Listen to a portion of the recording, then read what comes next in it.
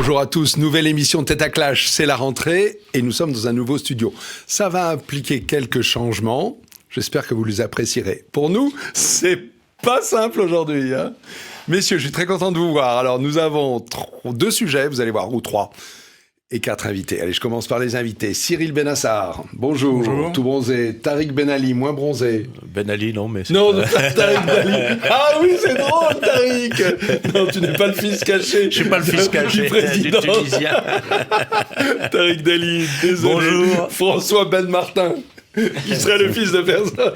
Bonjour. Bonjour François. Ahlan wa sahlan Ah oui, voilà. Ahlan wa sahlan biki. Et Philippe Murer. Bonjour. Ça commence bien cette émission.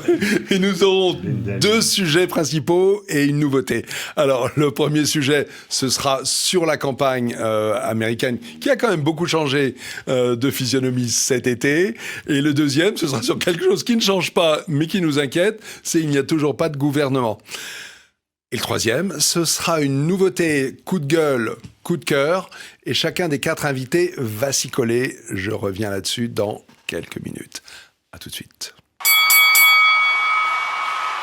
Premier sujet, Kamala Harris versus Trump, l'été 2024, ça a été l'été du changement aux États-Unis. Et franchement, il fallait être malin pour le voir venir.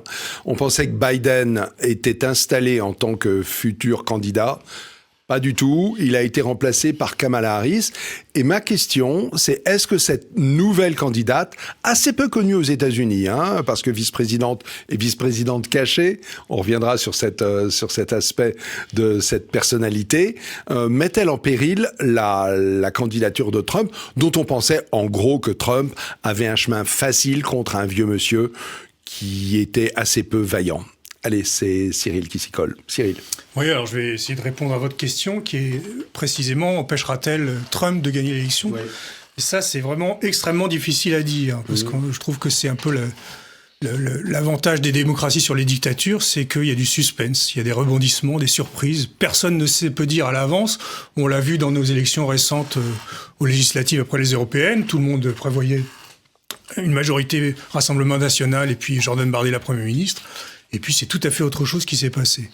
Donc, on a plus de suspense, d'intérêt pour la chose. On n'est pas ni en Russie, ni en Corée du Nord. On est aux États-Unis, dans le monde libre. On ne sait pas. Ce qui était présenté comme le Front populaire, excusez-moi, je perds mes mots. Le Front républicain. Le Front républicain okay. Qu'on nous annonçait comme mort parce que finalement, le ridicule, on se rend compte qu'il n'est pas mort, il est bien vivant, il a bien marché une fois de plus. Le ridicule ne tue pas et on s'est encore heurté à ce Front républicain. Ça, c'est la France. Mais est-ce que vous pensez que Kamala Harris, elle est plus capable de rassembler, on va dire, la gauche aux États-Unis, sachant que c'est des termes qui sont pas toujours très pertinents par rapport à l'échiquier français, mais globalement, on va dire les démocrates, et plus largement que les démocrates, que le prédécesseur Biden. Oui, les démocrates, les indécis, ça c'est difficile à dire. En tout cas, elle fait tout pour, et je trouve que sa stratégie est pas si mauvaise, parce qu'on se rend compte que tout ce qui aurait pu plomber le camp démocrate, le wokisme notamment, ça a été mis sous le tapis. On n'en parle plus du tout. Dans sa campagne, elle s'axe sur ce qu'on appelle les classes moyennes.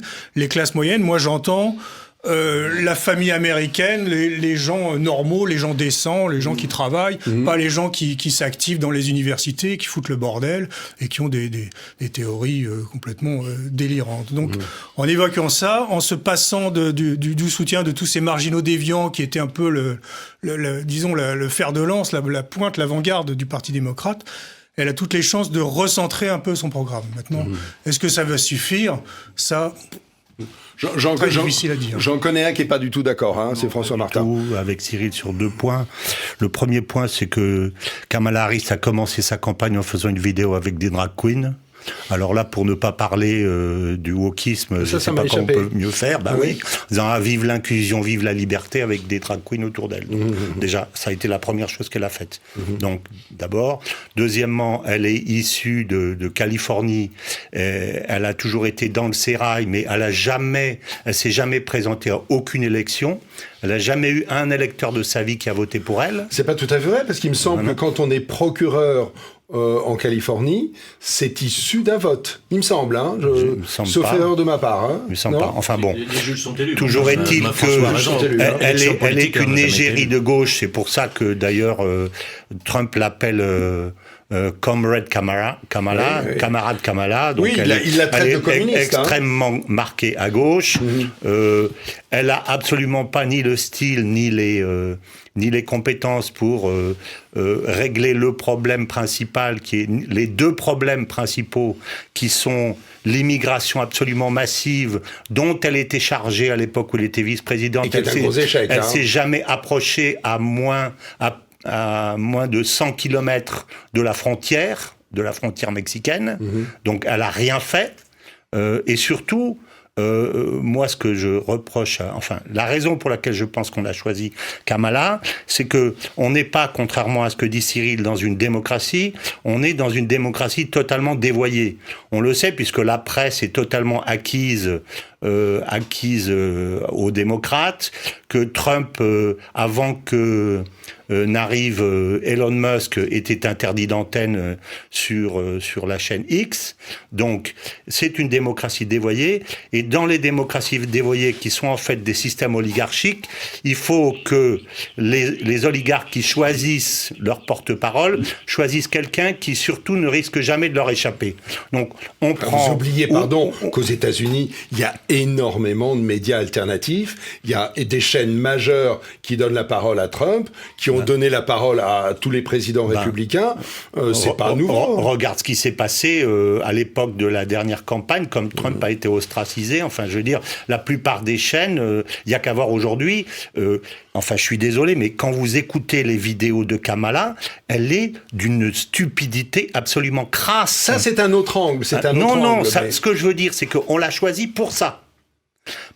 Pour sa bêtise. Oui, parce que vous pensez qu'être bête est un atout aux États-Unis ? Extraordinaire, dans le cadre d'un système oligarchique où on lui fait les questions et les réponses. Elle refuse de répondre aux questions qu'elle n'a pas eues précédemment par écrit. Et pourtant, il va y avoir débat avec Donald Trump. Oui, justement, ça va être intéressant de voir ce qui va se passer, mais elle refuse de répondre. La presse est remontée, et même en public, elle dit « Mais madame, arrêtez, répondez aux questions qu'on vous pose. » Pourquoi ? Parce que le système a fonctionné avec Biden, qui, je rappelle, n'est pas Kakoshim depuis 3 semaines, mais depuis 4 ans, puisque un jour, il est passé, il y a une vidéo qui le montre, il passe devant un Marine et il dit « Saluez le Marine ». En passant devant le Marine. Et on se demande pourquoi il dit ça, et après on comprend, c'est parce qu'il a une oreillette où on lui dit saluer le Marine, et au lieu de saluer le Marine comme ça, il répète. Donc à l'époque, c'est-à-dire il y a 4 ans, il sait pas faire la différence entre ce qu'il doit dire et ce qu'il doit faire. Donc il est complètement abruti dès le début. Et on en a trouvé une qui est pareille. Donc puisque Biden a pu être manipulé du début jusqu'à la fin par des conseillers... François, vous lui voyez aucune qualité pour être élu à Kamala Harris ? À part le fait d'être une femme et de se présenter comme une noire, ce qu'elle n'est pas, en fait. Elle est métisse, elle est à moitié indienne. À part ça... qui est ce sur quoi, je pense, elle peut jouer, et d'autre part, sur le fait que elle se présente comme pro-palestinienne, donc on va le récupérer peut-être plus facilement que Biden, contre, que je vous rappelle, qu'on appelait Genocide Joe. Donc la jeunesse américaine l'appelait Genocide Joe. Donc elle, en disant il faut régler la question palestinienne, elle aura peut-être la faculté de récupérer les jeunes. Voilà. Moi, je vais pas donner de pronostic, mais si l'élection présidentielle américaine se déroule comme elle doit se dérouler dans un pays démocratique, je considère que Kamala Harris n'a rigoureusement aucune chance. Vraiment ? Aucune. Vous savez que dans pas longtemps, dans 3 mois, on va se retrouver avec ce pronostic, Tariq, parce que... oui, mais c'est ce que je viens de dire. C'est ce que je viens de dire. Si les élections se déroulent normalement, elle n'a aucune chance. D'abord... C'est quoi des élections normales aux États-Unis ? Des élections qui ne sont pas manipulées par des médias à 95%. Comme l'a dit François tout à l'heure, vous allez avoir le débat, si toutefois il se tient le 10 septembre, vous allez avoir le débat d'un côté, vous allez avoir Kamala Harris qui aura eu les questions à l'avance, Donald Trump les aura pas eues. Bon, effectivement, il peut s'y préparer, il n'y a pas de souci. Mais lorsque vous voyez que tous les médias sont coalisés, c'est quand même extraordinaire, ça fait 1 mois qu'elle a été intronisée, et puis on a complètement oublié qu'il y a eu un attentat contre Donald Trump. plus personne n'en parle. On ne parle que de Kamala Harris par-ci, Kamala Harris, Martine à la plage, Martine machin. Ça, c'est le phénomène médiatique, c'est la bulle du moment.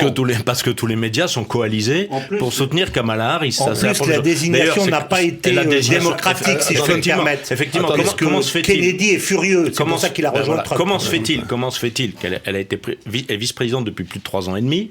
Comment se fait-il qu'on n'a jamais vu un vice-président aussi évanescent qu'elle ? Du temps de Ronald Reagan, vous aviez George Bush, il existait. Même Joseph Biden existait du temps d'Obama. Elle, on l'a surtout mise sous les ténoirs parce que justement elle est nulle et tout le monde le sait qu'elle est nulle. Alors moi je me souviens pas du tout de Biden avec Obama. Obama prenait toute la lumière. Oui, mais il avait des missions à l'étranger. Il faisait de la diplomatie, s'occupait de l'Ukraine. Effectivement, c'est lui qui a saboté. Enfin bon, bref, voilà. Il existait. Elle n'a strictement rien fait. On lui a confié un dossier, c'était l'immigration. Elle a lamentablement échoué. Et puis d'ailleurs, lorsque vous parliez avec des observateurs, parliez avec des journalistes qui travaillent sur les États-Unis, je me souviens très bien, j'ai posé la question à des journalistes. Pourquoi on parle jamais d'elle ? Mais parce qu'elle est nulle. Tous répondaient ça. Bon, alors maintenant, en plus moi j'aime bien les statistiques et les calculs des probabilités. Ça ne s'est jamais vu dans toute l'histoire des États-Unis que 2 présidents démocrates se succèdent, sauf s'ils succèdent en cours de mandat. D'accord. Ça n'existe pas. Et un vice-président en fonction élu, il n'y en a eu qu'un seul, il s'appelait George Bush, c'était en 88. Ça, c'est les calculs des probabilités. Okay. Voilà. Bon, enfin, ça, c'est pour le folklore. Mais je pense que si l'élection se tient normalement, dans des conditions normales, qu'il n'y ait pas eu de bourrage d'urne, comme on a eu à 4 ans, rappelez-vous quand même. Et puis, en plus, je voudrais revenir quand même sur quelque chose. Je voudrais revenir sur quelque chose. Cette histoire de bourrage d'urne, je vais y revenir. Vous savez que c'est... Je vais y revenir. C'est rigoureusement... Je vais y prouver par la justice américaine. Ça, vous pourriez. J'en donne. Est-ce que vous avez entendu pas plus tard que mardi, le 27, le 27 août, au même résultat. Le 27 août, mardi. Vous avez vu l'audition de Zuckerberg. Oui. Dans la commission d'enquête du Sénat. Il a dit qu'il avait subi des pressions énormes pendant la campagne électorale pour mettre sous le boisseau le scandale de l'ordinateur perdu de Joseph Biden, du fils de Joseph Biden. Bon, et ça, maintenant, et puis d'ailleurs, vous remarquerez que les journalistes n'en parlent pas beaucoup. Mais ça n'a rien à voir avec ça n'a rien à voir. Les manipulations, les occultations médiatiques, les manipulations, les trucages, les machins, excusez-moi, et lorsque dans un pays... On peut très bien dire qu'il n'y a pas eu de bourrage d'urne, si vous voulez. Mais lorsque dans un pays, vous faites des votes par correspondance 3 mois à l'avance et puis qu'on ne sait pas qui contrôle et tout. Et ça, c'est les règles américaines. Oui, j'entends bien. Philippe Murer. Je vais vous dire, quand vous faites des élections, vous êtes une des parties prenantes et que vous refusez qu'il y ait le recomptage des votes, il est évident que vous avez bourré les urnes. Si vous êtes vous parlez d'élections en Floride avec Bush? Non, aussi avec Bush en Floride. Il y a eu un bourrage d'urne en 2000 tout court. Il y a eu ce non-recomptage de voix, alors que l'autre, le candidat démocrate, Gore, avait gagné. Et donc, a priori, il y avait un doute dessus. Mais franchement, quand les démocrates en 2020 refusent à tout prix de recompter les urnes et diabolisent toute personne qui dit il faut recompter les votes, mais c'est qu'ils ont peur et qu'ils savent que ça a été tranché par la justice. Oui, la justice. Non, ça n'a pas été tranché. Ça a été tranché de chaque État qui ont rejeté les plaintes sans les avoir examinées. Voilà. C'est tout. Et en plus, cher Franck, il y a un rapport que tout le monde aurait dû avoir lu et que ceux qui connaissent le dossier ont lu, qui s'appelle le rapport Navarro. Le rapport Navarro est un rapport de 36 pages qui a été déposé sur le bureau de tous les députés. Et sur 36 pages, il détaille toutes les fraudes, type de fraude par type de fraude et État par État. Qui a entendu parler de ce rapport ? Pourtant, il existe. Moi, j'ai été le chercher, je l'ai lu. Il y a tout dedans. Pardon, le sujet n'est pas là, mais c'est quand même gênant j'ai simplement voulu dire que si les élections... J'ai simplement voulu dire, et je vais répéter, j'ai dit simplement, si les élections se déroulent normalement, et régulièrement, et qu'il n'y ait pas des manipulations médiatiques, de matraquage, etc., Kamala Harris n'a rigoureusement aucune chance. Okay. Voilà. Allez, Philippe Murer. Exactement, c'était ma conclusion, donc je reviens. S'il n'y a pas de bourrage d'urne, il n'y aura pas de doute. Même si, effectivement, il y a aussi un autre sujet, c'est les médias. Parce que quand vous allez sur un plateau de télévision, vous êtes candidat à la présidentielle, si le journaliste est extrêmement agressif avec vous, à les dents serrées, il vous pose des questions dures en vous reprenant, vous allez être mal perçu par les indécis. si le journaliste est très souriant, vous accueille comme si vous étiez quasiment un ami, vous faites une impression totalement différente aux gens. Et vous avez beaucoup plus de chances. Donc c'est vrai qu'on a 90%, le décompte a été fait, des médias pour Kamala Harris et 90% contre Trump. Donc ça change effectivement les choses. Ça n'a pas empêché Donald Trump d'être élu en son temps. Ah bah oui, mais avec combien de difficultés. Là, c'est sûr que même malgré cela, le système arrive juste a priori avec des sondages qui ont leur faiblesse. C'est très tôt. On est en équilibre. On est sur une bulle, voilà. Kamala Harris. On est en équilibre. Vous avez raison. Il y a eu la bulle suite à l'attentat de Donald Trump, où en gros il marchait sur l'eau parce qu'il avait été éraflé par la balle magique. Donc c'était. On est dans un visibilisé très vite cette histoire d'attentat. Oui. Normalement, quand il y a eu Reagan a ensuite survolé pendant des années à cause de ça. Et là, plus personne. 15 jours après, ils ont même dit qu'en gros, c'était même pas une tentative d'assassinat. Ils essayaient de cacher le fait que c'était une tentative d'assassinat. On parle d'un autre temps, hein, Ronald Reagan. Beaucoup de ceux qui nous regardent n'étaient même pas nés ou étaient vraiment enfants. Donc les médias n'étaient pas les mêmes. La clé de tout ça, c'est quand même que le bilan de Biden est calamiteux. Et que Kamala Harris était vice-présidente. Elle travaillait avec lui. Et pourtant, elle va s'appuyer sur les résultats économiques. Ah oui, alors là, elle dit, en gros, moins d'inflation et que ça fait partie des bons résultats. Les gens en sont avec un nombre de sans-abri qui ne fait qu'augmenter. Les Américains n'arrivent plus à se loger.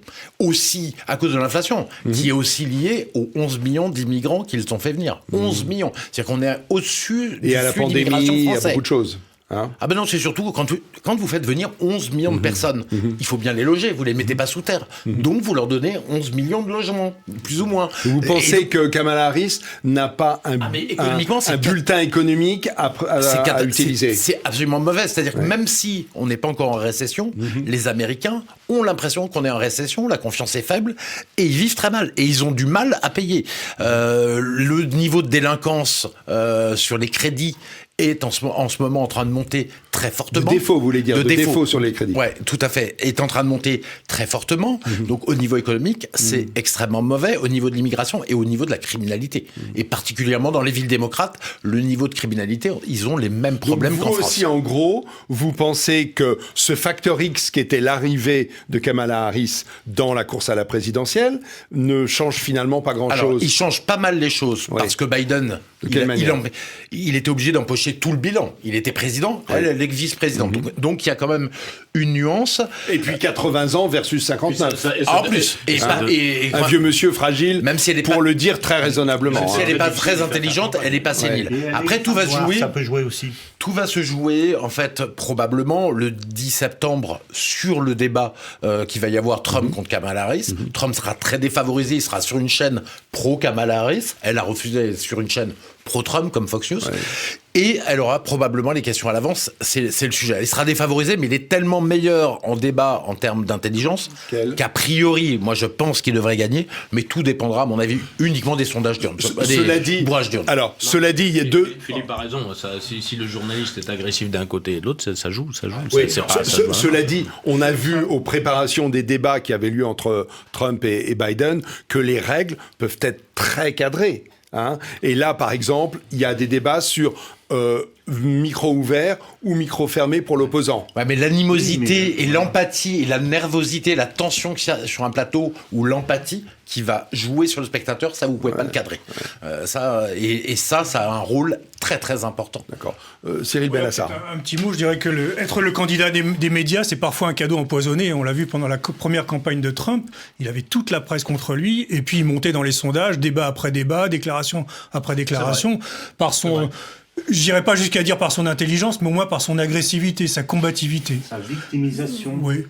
C'est vrai, le fait que quand on a tout le système contre soi, on ramasse une partie de l'électorat qui s'identifie. Donald Trump, il a une qualité que n'ont pas les politiciens chez nous en France, c'est qu'ils ne se couchent pas et ils disent leurs quatre vérités.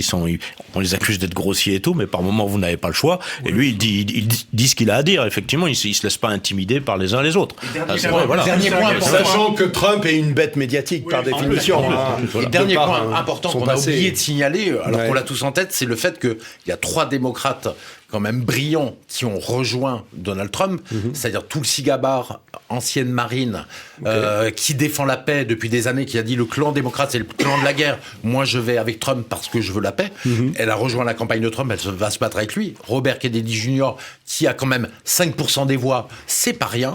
5% des voix, c'est pas rien quand ça va jouer à Encore quelques dizaines de milliers de voix. Propriétaire de ses voix Et Elon Musk, qui est est un démocrate, qui est admiré quand même, et qui est un démocrate il y a quelques années, et qui est passé aussi du côté des républicains, parce que le clan démocrate, c'est la corruption et la guerre. Et puis la confession de Zuckerberg, il y a 2 mois de l'élection, c'est que ça a quand même son importance. Mais pardon, Elon Musk, c'est pas un caillou dans la chaussure. Il est de plus en plus libertarien. Est-ce que c'est pas quelqu'un qui finalement est contre tout le système américain? Il défend la liberté d'expression. Il a mis 40 milliards d'euros pour ça. Donc on peut dire ce qu'on veut, mais enfin, voilà. Je veux dire, c'est quand même. Vous pensez que c'est un atout pour Trump? Je pense que c'est un atout. Ah oui, bien sûr. Oui, énorme. Oui, mais c'est contradictoire avec le fait que vous me disiez qu'il n'y avait aucun média en faveur de Trump. Hein. Vous m'avez cité Fox News majeur. Fox News et X. Bah oui, c'est tout. Oui, mais le Washington Post, le New York Times, le Los Angeles Times, USA Today, NBC, ABC, CBS. C'est les réseaux sociaux qui font la différence. Qui font beaucoup plus que le Washington Post. Mais non, mais ce qui est important, c'est qu'effectivement X cette année est plus favorable à Trump que Twitter ne lui était favorable il y a 4 ans, c'est vrai. Ce sera le mot de la fin, François. Il y a un certain nombre de... Si vous avez écouté l'intervention de Kennedy Jr. Et son petit discours en expliquant pourquoi il rejoignait Donald Trump, il explique très clairement qu'il y a un certain nombre de démocrates qui préfèrent aller chez Trump parce qu'ils considèrent que le Parti démocrate a perdu sa véritable nature, je dirais, de la gauche... à l'ancienne, qui défendait les pauvres, etc. Et en plus, qu'ils ont abandonné le principe de liberté et de démocratie. Pour preuve, le fait que Kamala n'a pas été choisie, elle a été imposée, c'est un espèce de tour de passe-passe. Il a expliqué qu'au cours de la Convention démocrate, il n'y avait eu aucun débat, alors que lui était prêt à se présenter, même s'il avait quitté le Parti démocrate, mais il était prêt. C'était un homme de gauche, lui. Refusé, oui. Donc, en fait, ça a été un espèce de coup où on a mis Kamala au début et on l'a imposé du début jusqu'à la fin. Donc, il dit, ce parti n'est plus démocratique. Donc, je préfère aller chez Trump. Que ça a un impact? Ah ben, si Kennedy Jr. le dit, c'est que c'est la raison principale pour laquelle il est parti, c'est que ça a un impact énorme, oui. Je pense que ça va jouer, oui. D'accord. On n'a pas voulu. Vous remarquerez quand même que la primaire, on avait que Biden, c'était pas une primaire. Voilà. Alors qu'on savait très bien qu'il n'était pas en bon état. Tous les autres candidats n'ont pas pris non plus dans l'opinion publique.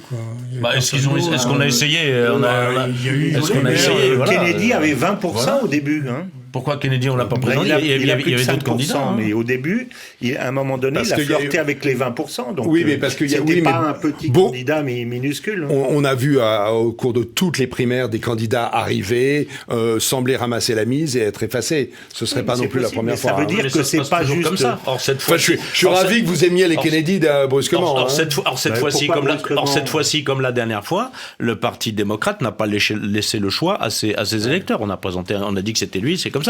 Mais rappelez-vous, il y a 8 ans, c'était Hillary Clinton, c'était comme ça et pas autrement. On va s'arrêter parce qu'on a largement dépassé le temps qui nous est imparti. On se retrouve merci messieurs, on se retrouve dans quelques secondes pour le deuxième sujet sur le gouvernement qui n'apparaît toujours pas. À tout de suite. Allez, deuxième sujet. On a un gouvernement démissionnaire depuis plus de 40 jours, record absolu depuis la 4e. Mais est-ce que finalement c'est si important? Parce que après un été olympique plutôt réussi, je ne veux pas ouvrir de polémique, parce que je sais que vous seriez chaud pour démarrer là-dessus. Finalement, il ne se passe pas grand-chose. La France est gouvernée. Il y a un gouvernement qui, qu'à un cas, fait les choses. Est-ce que ça vous inquiète? Et puis, comment on en sort? Philippe Murer. C'est quand même la logique démocratique que quand il y a une élection, c'est des gens qui soient nommés un gouvernement selon le résultat des urnes. Oui, c'est la base. Oui, c'est la base. Donc c'est vrai qu'on dit c'est pas gênant, mais enfin c'est ne pas respecter la démocratie. Et alors surtout, ce qui est très choquant, c'est que Macron, il a pris 15 minutes pour dissoudre l'Assemblée nationale après le résultat des élections européennes. Très mauvais pour lui. Faut pas qu'on en parle. En disant, j'en appelle au peuple souverain pour trancher.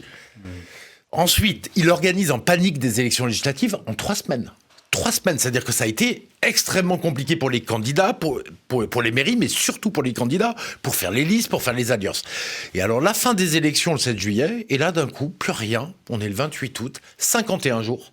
Et là, il se passe plus rien. Enfin, là, il vient de reprendre, il y a 2-3 jours, des discussions. Mais là, de qui se moque Macron? Parce que là, c'est vraiment le pouvoir personnel qui prend le temps.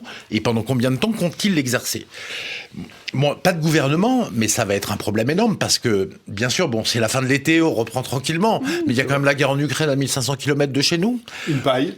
Voilà. Il y a une guerre civile en Nouvelle-Calédonie, il ne faut pas l'oublier. Guerre civile en Nouvelle-Calédonie qui n'est pas gérée, tu as tout à fait raison, François. On a un déficit budgétaire à 5,5% du PIB. La France est en train de rentrer en récession. Et on va avoir des coupes budgétaires de 20 milliards d'euros à faire sur demande de l'Union européenne. Disons qu'il y a un budget à monter, qui n'est pas monté. Un budget à monter. Et à voter. À voter, à présenter à l'Union européenne qui va dire oui ou non. On est en procédure de redressement excessif, donc on va devoir faire des coupes de 20 milliards d'euros pour 2025. Ça veut dire que ça va être... Il faut avoir un gouvernement, je veux dire, légitime et important.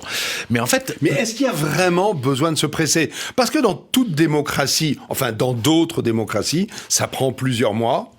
Et finalement, il y a... Les pays sont gouvernés, et puis il y a une entente qui se fait. Est-ce que c'est pas une nouvelle donne qui est en train d'arriver en France? La France, c'est pas pareil. Mais le problème qu'il y a, c'est que, en fait, Macron est coincé. C'est juste ça. Il a fait une dissolution qui a créé 3 clans irréconciliables, inconciliables. Et donc la France ingouvernable. On a RN et Ciotti qui sont à 150 sièges. Mais ce qui n'est pas à peu près une majorité. À peu près pareil pour Macron et ses affidés, donc ça fait 160 sièges. Et 190. Moitié, d'ailleurs, par rapport à ce oui, mais peu importe. Oui. François, là on est dans un truc où il y a une tripartition. Oui. Comment on fait? Alors, comment on fait? Il y avait une solution. La solution, c'était la logique institutionnelle, elle est de laisser la possibilité, puisque les 3 sont... Personne n'est majoritaire, le plus gros parti d'essayer de monter un gouvernement. Moi, je suis pas du tout pour le Front de gauche. Le plus gros parti ou la plus grosse coalition? La plus grosse coalition. Moi, je suis pas du tout pour cette coalition, mais je trouve ça absolument normal. C'est ce qui se fait normalement. Et à ce moment-là, le problème, c'est que Macron a refusé de le faire. Donc, il s'est mis complètement à dos toute cette coalition et le Parti socialiste. On va revenir sur ce que certains analysent comme l'erreur stratégique de départ. Mais on va faire un petit tour de table. François Martin? Oui, moi je partage absolument cette idée. Moi je pense depuis le premier jour, depuis les élections européennes d'ailleurs, que le problème de la France aujourd'hui c'est Macron. Donc j'ai pensé dès le début, il va faire des tripatouillages, il va habiller sa défaite en victoire ou en discussion ou en négociation. Mais difficile finalement, vu les résultats mais quand même. Finalement, très difficile. Donc à chaque fois qu'il va bouger, il va être comme un type qui est dans les sables mouvants, il va s'enfoncer un peu plus. Ouais. Et à un moment donné, tout le monde dira ce que toute presse aurait dit dans n'importe quel pays où la presse était libre, c'est-à-dire que le roi est nu et totalement nu. Et à ce moment-là, il perdra complètement sa légitimité et je pense que ça se terminera tôt ou tard par le départ de Macron. Ça ne peut pas, à mon avis, François, être je pense que la raison sauf que, pardon. La légitimité va se rater. Attendez, je pense que c'est la raison pour laquelle... Attendez une seconde. J'entends ça, François. On va aller dans la rue. François, démission de Macron, elle fait partie des hypothèses. Oui. Sauf que vous savez que ça n'entraîne pas réélection législative. Ça, c'est un détail. C'est un détail. Ça engage une nouvelle élection présidentielle. Mais c'est pas grave, un nouveau président de la République avec la même majorité. C'est pas grave ça. C'est pas grave. Non, parce qu'à ce moment-là, comme disait Raymond Barre, un président élu sculpte sa majorité. Non, c'est pas ça. Moi, je ne dirais même pas ça. C'est s'il y a une présidentielle et un nouveau président, à ce moment-là, il ira demander au Congrès de pouvoir faire des élections législatives en changeant une ligne dans la Constitution. Je suis pas d'accord avec ça. Ça me paraît logique de changer la Constitution. Encore faut-il qu'il n'avait pas prévu. Je ne suis pas d'accord avec ça. Ça, c'est totalement... Je suis pas d'accord avec ça. Je suis pas d'accord avec ça. Non, mais je pense... Bon, d'abord, vous avez... Je reviens à la première question parce que c'est intéressant. Il n'y a pas de gouvernement. Moi, qu'il n'y ait pas de gouvernement, ça me va bien. Non. Parce que ça permet d'éviter des lois. Parce qu'on nous pond des lois tous les 4 matins qui interdisent ceci, interdisent cela, très bien, pardon. Que ça évitera d'augmenter les impôts, ça évitera. Ce qui me gêne là-dedans, c'est que les ministres démissionnaires se pavanent et ils font croire qu'ils font le boulot. Et ça, c'est absolument insupportable. Vous trouvez ça? Parce que moi, je les ai trouvés c'est insupportable. d'une grande discrétion. Une certaine Madame Belloubet a organisé une conférence de presse. D'ailleurs, c'est le seul ministre à faire ça. Organiser une conférence de presse pour dire voilà, la rentrée, je vais faire ceci, je vais faire cela. C'est un peu le minimum, non? Non, elle est démissionnaire, elle est bien obligée d'assumer le poste. Non, elle laisse l'administration telle que c'était, elle continue, l'administration. Pardon, vous parlez, Tariq, sans cesse du pouvoir caché de la République qui serait gouvernée par d'autres, et là, d'un seul coup, vous dites que c'est expédier les affaires courantes, ça veut dire on laisse les choses en l'état, telles qu'elles étaient. Et pour le budget, c'est pareil. Tant qu'il n'y a pas de budget, on reconduit le budget tel qu'il est. Ça veut dire qu'il n'y aura pas d'impôts supplémentaires, il n'y aura pas de taxes supplémentaires. C'est à peu près ce qu'a fait. C'est ce qu'il faut faire. Mais vous avez posé la question tout à l'heure. Il y a le précédent que tout le monde connaît de la Belgique, qui a duré 500 jours son gouvernement. Mais en Allemagne, il y a en 2017, avant le dernier mandat de Merkel, elle est restée. Ils ont constitué les élections en septembre. Ils ont constitué le gouvernement qu'en mars. Exact. Oui, mais c'était de la faute de ceux qui ont gagné, pas de celui qui a perdu. Non, c'est parce qu'ils étaient en train de constituer la coalition des perdants. Ça change tout. C'est Macron. Ce qui me gêne. Attends, laisse-moi juste une seconde. Macron fait de l'obstruction. Il a perdu et il conserve le pouvoir. Alors que là, une coalition belge, etc., qui n'arrive pas à se mettre d'accord, c'est autre chose. Non, mais c'est ça le problème. C'est que, alors, ce qui me gêne là-dedans, c'est qu'effectivement Macron a perdu, mais il essaie de s'arranger pour que les mêmes restent au pouvoir, en essayant de trouver sur leurs deux ailes de quoi. Et ça c'est inacceptable.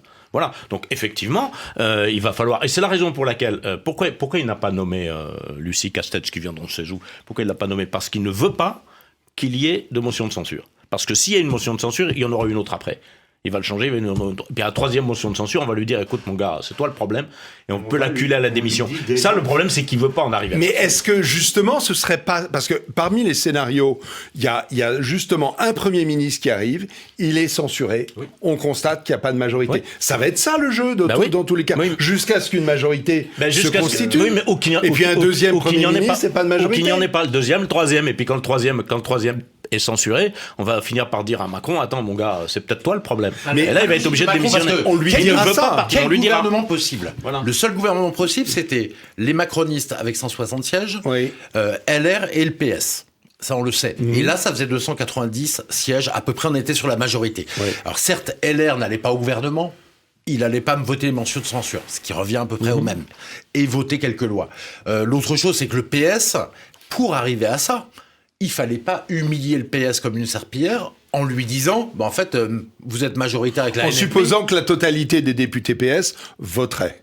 Ce qui n'est pas évident, parce que le PS n'est pas bien connu pour sa capacité à s'entendre. Mais en humiliant comme ça le PS, mathématiquement, vous avez raison. Il obtiendra peut-être 20 ou 30 personnes du PS qui peuvent le suivre. Plus les 160, on est à 190. Les 60 de l'air, on est à 250. On est très loin de la majorité. Donc, 288. Voilà, 288. Donc, on se retrouve avec... Il n'y a plus de possibilités et Macron va être extrêmement mal parce que comment former un gouvernement dans ces conditions? Ça, c'est la thèse d'Ali. Il gagne du temps, il essaie de gagner. Il y en a un qui n'a pas parlé. Du temps pour aller où? Du temps pour aller jusqu'au mur. Du temps pour aller jusqu'au mois de juillet prochain pour dissoudre à nouveau. Si tu regardes les choses d'un peu haut... Il y en a un qui n'a pas parlé, François. Une seconde. Si vous regardez les choses d'un peu haut, ce que fait la presse étrangère, au lieu de rentrer dans le jeu de Macron, de le suivre dans les petits patouillages, ce qui se passe en France et ce que fait Macron, c'est tragique. Enfin, c'est pathétique. La France, la façon dont les étrangers... où les gens qui réfléchissent voient la France aujourd'hui, au-delà de tout ça, c'est absolument pathétique. François, est-ce que c'est pas juste un changement de paradigme? C'est-à-dire qu'avant, on avait l'habitude d'avoir une république très verticale, jupitérienne, mais bien avant Macron, il y avait un président qui nommait un Premier ministre. En réalité, c'est le président qui choisissait les ministres autour du Premier ministre. Et c'était voté, puisque la majorité, c'était des godillots. Là, c'est une toute autre histoire qui commence. Oui, tu viens de prononcer le mot qui compte. C'est un changement de paradigme. Si c'est un changement de paradigme, tu rebats les cartes, tu enlèves la carte principale qui est le fond du problème, parce que si tu fais un sondage où tu demandes aux Français... Quel est le problème de la France aujourd'hui? 85% vont te dire c'est Macron. Donc tu enlèves et puis tu rebats les cartes et tu redonnes la parole au peuple. Il y en a un qui n'a pas parlé, vraiment, Cyril Benazar. Ce qui est vrai, c'est que c'est le projet de Macron depuis qu'il est au pouvoir. Ça fait 7 ans qu'il essaye de constituer un bloc central en fracturant la droite et la gauche. Oui. Il n'a réussi qu'à débaucher des personnalités, mais il n'a pas réussi à constituer une majorité. Il avait demandé encore à Elisabeth Borne récemment d'essayer de trouver une majorité. Elle n'a jamais réussi à faire ça. Donc c'est son échec. Maintenant, il est possible que si la crise dure et devant la difficulté et l'impasse dans laquelle on est, que de plus en plus de députés prennent leurs responsabilités et réussissent à se rallier à ce bloc central, et que de nombreux députés, à la fois LR et PS, réussissent à les sortir du nouveau Front populaire et les autres à rejoindre Macron. Il est possible. Vous appelez prendre ses responsabilités, se rallier à cet adversaire. Moi, je suis désolé, ils n'ont pas. Mais c'est ça le changement de paradigme. Oui, c'est ça. C'est-à-dire constituer une majorité. On laisse le passer. Constituer une majorité en acceptant de faire fi d'accepter des compromis. C'est ce qui se passe ailleurs à l'étranger. C'est ce qui se passe. À ce moment-là, c'est très bien. On peut faire un gouvernement, effectivement, mais on fait rien. On fait plus de loi. On essaie d'expédier les affaires courantes avec un gouvernement en place. Et on n'augmente pas les impôts, on fait ceci, on peut tout à fait faire ça. Mais le problème, c'est qu'ils veulent pas le faire. Non, mais ce qui est évident, c'est qu'une telle majorité qui sera faite, en fait, avec le plus petit dénominateur commun du pays, c'est-à-dire un bloc central, n'arrivera pas à faire passer des lois audacieuses. Ce ne sera pas le gouvernement qu'on avait espéré avec la victoire de Jordan Bardella, comme c'était annoncé. Mais il y a une autre majorité. C'est quoi l'alternative politique pour vous, Tariq ? Il y a une autre majorité, enfin, majorité non, mais il peut y avoir un bloc aussi. C'est ces messieurs des Républicains qui se prétendent de droite et qui se font élire par les électeurs du RN et tout. Mais laissez-moi finir. Mais pourquoi ? Il y a quand même un truc dont personne n'a parlé jusqu'à maintenant. Qu'est-ce que c'est que cette méthode qui consiste pour un président de la République à dire il y a 143 députés d'un côté, je veux pas les voir. C'est quand même inacceptable, enfin, tout de même. Là, vous parlez du Rassemblement national. Parce qu'une autre majorité... Mais est-ce que le Rassemblement national a dit qu'il était ouvert à participer à un gouvernement... Non, mais si LR dit... Moi, j'ai pas entendu ça. Si LR dit je vous rejoins, pourquoi pas ? Le problème, c'est qu'elle préfère ça. Excusez-moi, mais ça, c'est pas une coalition. C'est 200 voix. Bon, déjà, ils sont pas du tout... ça fait 200. Ça fait 200. Ça fait 200 voix, donc c'est très très loin de la majorité.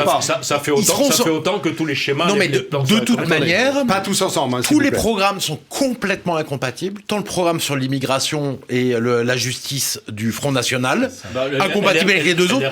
Le problème... Je me permets. Le programme très à gauche du nouveau Front populaire, complètement incompatible avec les macronistes, et le programme d'extrême centre du macroniste, incompatible. Donc il n'y a pas de solution. Et alors si appeler une solution et être responsable, désolé Cyril Benassa, c'est de dire que les gens qui sont fait élire sur le programme du nouveau Front populaire vont faire un programme macroniste pour être raisonnable. Enfin, soyons sérieux. Et dernière chose, n'oubliez pas une chose, il va y avoir 20 milliards d'euros de coupes par an dans le budget français. Qui doit prendre la paume ? Qui doit être touché ? Qui doit être sauvegardé ? Est-ce que c'est des hausses d'impôts ou alors autre chose, quoi ? Eh bien, c'est quand même fondamental, quoi. Il y a un certain nombre d'élus socialistes qui ont rallié le nouveau Front populaire pour garder leur siège, mais qui, en réalité, idéologiquement, sont tout à fait compatibles avec le macronisme. Ils sont Macron compatibles, et LR, c'est la même chose.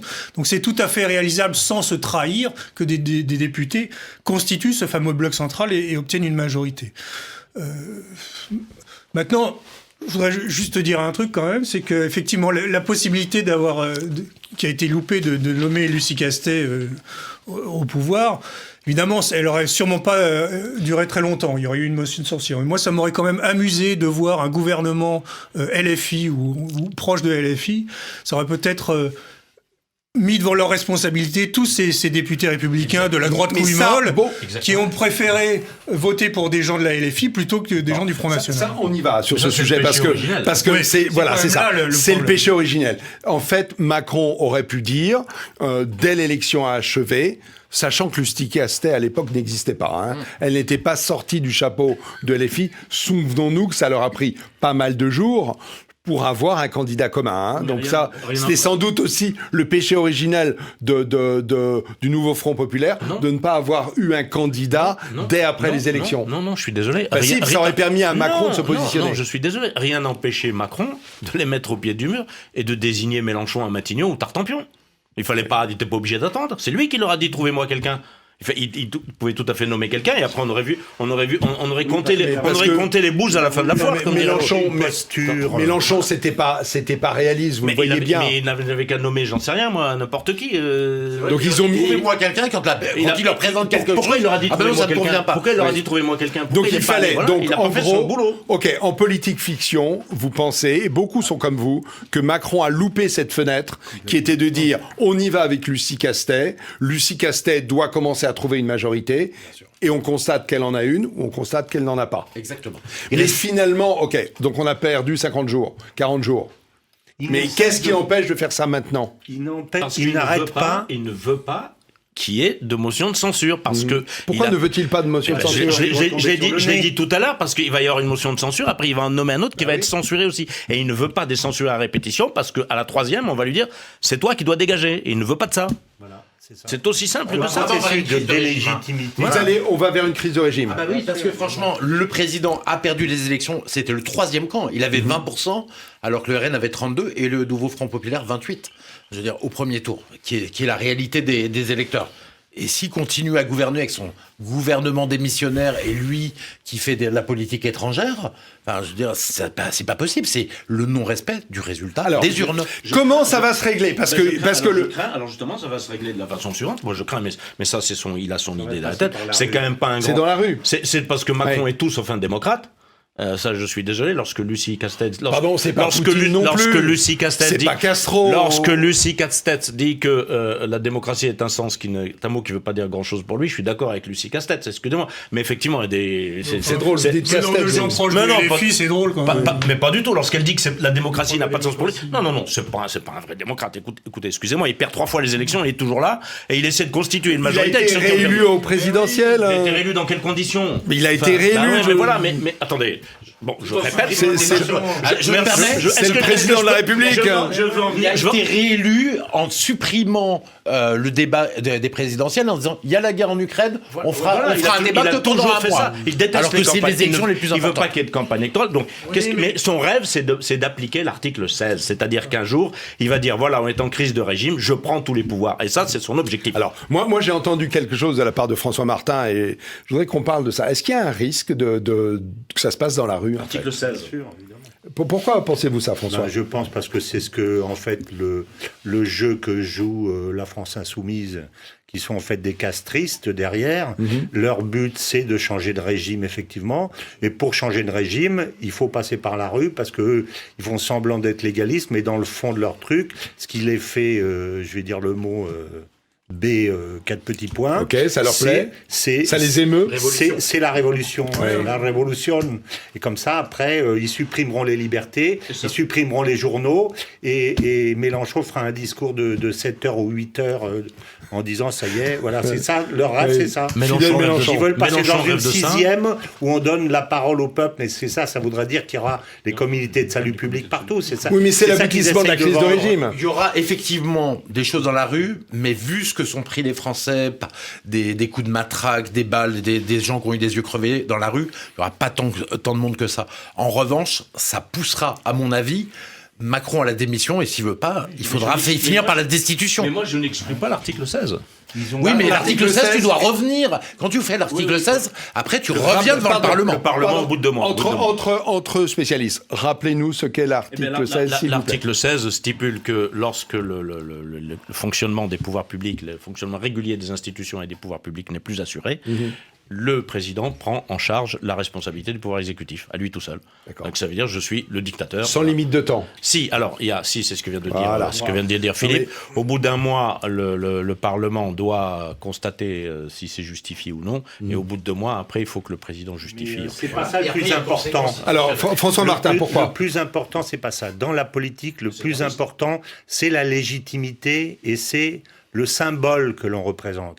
Si Macron fait ça, il prendra les pouvoirs, mais sa légitimité et le caractère symbolique de sa personne va continuer à diminuer. Donc, il est dans un système où il n'a pas de solution. Donc, ça va durer 2 mois, 3 mois, 6 mois. On sait qu'il est coincé. Je pense, il est cuit. Oui. Il est cuit. Oui, mais alors, il est toujours là, mais il est cuit. Je veux dire, à un moment donné, je te dis, à un moment donné, tout le monde va le lâcher. Aujourd'hui, la presse le suit. On va La c'est presse chez étonnant nous que vous disiez ça. est soviétoïde. Mais à un moment donné, on va dire le roi est nul, le roi est totalement nul. bien sûr. Et il va aller à gauche, tu veux Ça pas être va Premier arriver, ministre. ça va arriver. Il va finir devant l'Élysée dans la rue avec une petite pancarte en arrêtant les gens en disant est-ce que tu veux pas être Premier ministre? Oui, bon. Ça va se finir Alors, comme ça. Cyril Benassar, je vous ai vu... Quand Pas même, d'accord, hein. Macron, malgré toutes ses erreurs ou toutes ses errances ou tous ses calculs, tout ce qu'on lui prête, peut-être, je ne crois pas qu'il soit en perte de légitimité que ça. Parce que même si il y a eu un sondage récent qui demandait quel serait le Premier ministre idéal pour les Français, 59% des gens ont répondu à Gabriel Attal. C'est-à-dire que même si les gens n'adhèrent pas totalement à sa politique, à sa façon de faire, il apparaît quand même comme le rempart contre les uns d'un côté et contre les autres de l'autre. Donc en étant au centre, Attendez, pas tous ensemble. en étant au Cyril centre, Benassar. il a cette légitimité-là. C'est-à-dire que même si on ne l'aime pas, on le préfère quand même à Bardella d'un côté et à Mélenchon de l'autre. Et c'est sa L'élection force. européenne, ça s'appelle pas de la légitimité. 14% Oui, divisé par 2, ça fait c'est une 8%, élection parce qu'il y avait particulière, 50%, il a 8%, il y a 92% des Français qui ont voté contre les macronistes aux élections européennes. Qui n'ont pas voté pour Macron aux élections européennes. 92%. Oui, et je regarde. Mais ce dont parle Cyril, chiffres c'est le sondage. Aux législatives, il y a les macronistes ont fait 7 millions d'électeurs. Il y a 50 millions d'inscrits. Ça veut dire 43 millions sur 50 millions qui votent pas Macron. Bien sûr. Donc, alors, Pour une élection, moi, je veux bien tout ce qu'on veut, mais pour une élection européenne, c'est-à-dire pour une élection dans laquelle... Non, c'est l'initiative, ce que je viens de dire. Oui. Ça, c'est l'initiative. Tout à l'heure, j'ai dit 92% n'ont pas voté Macron. Et là, c'est 43 millions. N'empêche que les gens n'ont donné aucune majorité ni à la droite ni à la gauche. Alors pourquoi? Alors maintenant, je vais. Mais est-ce que c'est pas ça le message des Français? Non, mais pourquoi ils n'ont pas de majorité? Parce que, excusez-moi, qui c'est qui a inventé ce truc-là? Il y avait un premier tour. Et au premier tour, on était parti pour une majorité plus ou moins relative du RN. Mais qu'est-ce qui s'est passé? Ils ont fabriqué une NUPS 2 qui va de M. Poutou à M. Wauquiez. Oui. Excusez-moi, M. Wauquiez a été élu grâce aux voix de l'extrême gauche. M. Marlex, président du groupe parlementaire LR, a été élu grâce aux voix de l'extrême gauche. M. Dupont-Aignan a été battu par le maintien d'un candidat LR. Voilà, excusez-moi. Donc la NUPS allant de Poutou à Wauquiez a eu une majorité. Oui, je suis désolé. Maintenant, on peut pas. Ah bah oui. On s'est orienté vers ça. On aura le mot de la fin. On s'est orienté vers un espèce de système de bipartisme où on a d'un côté le RN et de l'autre côté un ramassis qui va effectivement de Philippe Poutou à Xavier Bertrand. Mais que ça nous plaise ou non, c'est quand même ce bloc-là qui a été majoritaire. Donc ce bloc-là, il faut le faire gouverner en gouvernant tout le monde. Un bloc en fait. Il n'y a pas de majorité. Pour gouverner, mais pour gagner les élections, il y en a eu un. Contre le RN. Mais derrière, il n'y a pas de bloc. Puisqu'ils se détestent. Parce qu'ils veulent pas assumer les conséquences de leur choix. Oui. Je suis désolé. Oui, parce qu'on est dans un système de mistigris. Le dernier qui a le mistigris, il se fait cramer. Tout le jeu aujourd'hui, ça consiste à rendre le mistigris à Macron. Macron essaye de le filer à l'autre, mais il joue tellement mal qu'il leur dit amenez-moi la solution. Parce que, point de vue de la posture, ça présente mieux que de dire voilà, j'ai choisi un tel, mais en fait, il résout rien. Donc, il va continuer à se délégitimer. C'est pour ça que ça aurait été drôle de mettre la droite couille molle devant ses responsabilités en disant bah voilà, vous avez Lucie Castet, vous avez on va désarmer la police, on va continuer l'immigration, vous vous écrasez d'impôts et c'est par les gens que vous avez fait élire qui font ça. Fallait le faire. S'il avait fait ça, on aurait dit voilà, Macron a pris une décision et lui il aurait refilé le mistigris en disant maintenant c'est à vous. Mais il n'a pas voulu. Mais il veut pas parce qu'il se dit s'il y a dissolution, il y aura dissolution après. Parce que si dissolution est effectivement censure puis censure et finalement au bout du compte c'est moi qui vais morfler. C'est ça qu'il veut pas. Bah oui. C'est ça qu'il veut pas. Allez, on finit là-dessus. Nous sommes bien certains d'une seule chose, c'est qu'on va en reparler. Parce que même si Macron est censé annoncer un Premier ministre dans les jours qui viennent, il n'est pas certain que ça résolve quoi que ce soit. Parce que dès le budget va sortir, c'est pas le moment aujourd'hui où les Français sont déjà rincés. En plus, on leur a piquer 1,5 milliard d'euros pour dépolluer la Seine, c'est quand même un scandale absolu. C'est un scandale absolu, ça, dont personne ne parle. Ce sera une autre fois. Excusez-moi, pardon, mais là, vous êtes en train de commencer des débats qui auront lieu une autre fois. Allez, on se retrouve. Merci beaucoup, on se retrouve. Je n'arrive pas à les tenir, l'énergie des vacances. On se retrouve dans quelques secondes pour la troisième partie nouvelle. À tout de suite. Ok, troisième partie, donc nouvelle troisième partie avec des coups de gueule et des coups de cœur des 4 intervenants. Parfois, j'interviendrai, pas aujourd'hui. Et on va commencer par Cyril Benassar, qui a à la fois un coup de gueule et un coup de cœur lié au JO. Cyril. Oui, c'est 2 événements liés au JO qui m'ont fait réagir. Alors le premier, c'est un coup de gueule, une indignation, quelque chose qui m'a vraiment choqué, dont on a beaucoup parlé, mais sur lequel j'aimerais revenir. C'est au moment de la cérémonie d'ouverture, ce tableau qui représentait Marie-Antoinette décapitée. J'ai trouvé ça... J'ai eu du mal à le croire, parce que je n'ai pas vu la cérémonie. J'étais en vacances loin des médias, on me l'a raconté. J'ai d'abord mis ça sur le compte d'un procès d'intention, d'une mauvaise interprétation d'une image. Et en réalité, quand j'ai vu ce qui a été vraiment présenté au public, ça m'a profondément choqué. Je peux comprendre que on célèbre la Révolution française, même si on le fait à tout bout de champ, parce que quand la gauche est au pouvoir, on a l'impression que la France a commencé à exister le 14 juillet 1789, quoi. Qu'avant, c'était un long prélude d'obscurantisme, et puis que la France a commencé à devenir la France. Donc on célèbre la Révolution française, mais là, on aurait pu célébrer l'abolition des privilèges, on aurait pu célébrer les Lumières, on aurait pu célébrer la naissance de la République, on a célébré la terreur. Et on a célébré la terreur là où elle s'est abattue de façon la plus atroce, la plus cruelle, c'est-à-dire sur un personnage totalement innocent. Marie-Antoinette, une pauvre fille qui a été parachutée là, et puis qui s'est retrouvée... pris dans ces événements historiques. Et j'ai trouvé ça vraiment, vraiment révoltant. Je ne vois pas d'autre explication que de la pure provocation. Une façon de provoquer ce qu'on appelle la réacosphère, peut-être la fachosphère, de façon totalement gratuite et totalement ignoble. Ça, c'était votre coup de gueule. C'était le coup de gueule. Le coup de cœur. Le coup de cœur, c'est le champion de natation Léon Marchand, qui a été invité à l'émission par Léa Salamé et qui a décliné l'invitation. Il a décliné parce que, on l'a su après, il considère qu'elle n'y connaît rien en sport et que c'était une émission qui était faite sur le fait de pipoliser les sportifs, en gros, et que ça n'intéressait pas. Mais moi, j'ai aimé les termes dans lesquels il a décliné l'invitation. Il a dit « ça ne correspond pas à mes valeurs ». Et j'ai trouvé que c'était une façon de renvoyer à une journaliste du service public une formule qu'on nous sert souvent, c'est-à-dire qu'ils ont décidé, avec l'hégémonie que la gauche fait régner sur le service public, on choisit qui a le droit de parler, qui n'a pas le droit de parler. On bannit des artistes, des sportifs, des tas de personnalités de la société française à l'aune de ce qu'ils appellent leurs valeurs, sans jamais préciser ce que sont précisément ces valeurs, parce qu'ils seraient bien incapables de répondre. Et donc, j'ai trouvé que cette façon de lui renvoyer dans la figure cette histoire des valeurs pour décliner une invitation, ça m'a ravi. Merci beaucoup. Vous avez essuyé les plâtre brillamment, Cyril. Merci. Philippe Murer, vous avez un coup de gueule, je crois. Oui, c'est l'arrestation de Pavel Durov. Oui, le patron de Telegram. Exactement, qui a été arrêté samedi soir à l'aéroport du Bourget à sa descente d'avion. Alors, c'est quand même extrêmement gênant, puisque c'est... En plus, ça a encore plus de retentissement, parce que non seulement il a la nationalité française, mais aussi russe et des Émirats arabes unis. Donc tous les pays sont en train de dire, mais qu'est-ce que fait la France là-dessus ? Et il demande sa défense. Le problème, c'est qu'il y a 12 chefs d'accusation extrêmement graves, des complicités de pédopornographie, stupéfiants, terrorisme, etc. En fait, on lui dit... Puisqu'il y a des gens qui font du terrorisme, qui utilisent ta plateforme, tu es, grosso modo, complice de terrorisme. Et à ce moment-là, on pourrait effectivement, bien que la comparaison soit pas parfaite, je le reconnais, mais dire, bien, si un bandit utilise une Mercedes pour faire un braquage, Mercedes qui a des voitures très rapides pour égarer la police, effectivement pourrait être mise en complicité pour ça. Donc ça, c'est extrêmement gênant. L'autre chose, c'est que vaut la parole de la France. C'est-à-dire que Macron a naturalisé en 2021, avec une procédure exceptionnelle au mérite, Pavel Durov. Donc, parce qu'il faisait rayonner la France. Et aujourd'hui, le même Pavel Durov, alors que Telegram n'a pas changé d'un pouce 2021, ça n'a pas changé ses mêmes règles de fonctionnement, on le met en tôle, on le jette en tôle. Que vont penser les patrons, et on le sait d'ailleurs, de grandes entreprises technologiques qui prennent des risques.